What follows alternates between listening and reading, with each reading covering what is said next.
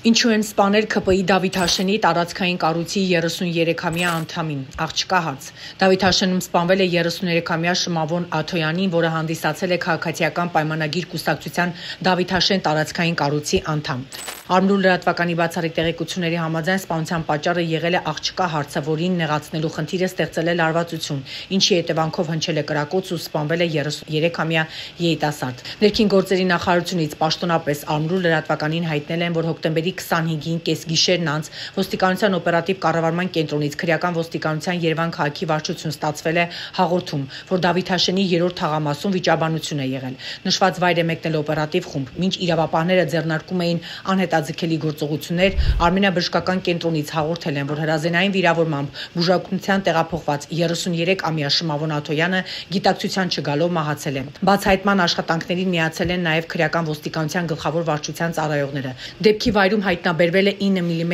տրամաչափի կրակված 1 փամփուշտ։ Կազմված փաստաթղթերն ուղարկվել են Աջափնյակ եւ Դավիթաշեն վարչական շրջանների քննչական բաժին։ Երևանի քրեական ոստիկանների ձեռնարկած միջոցառումներով պարզվել է, որ հանցագործությունը կատարել է մայրաքաղաքի Գևորգ Էյմին փողոցի բնակիչ 30-ամյա մի երիտասարդ։ Նա ձերբակալված է։ Հանգամանքները պարզվում են, ընթանում է նախաքննություն։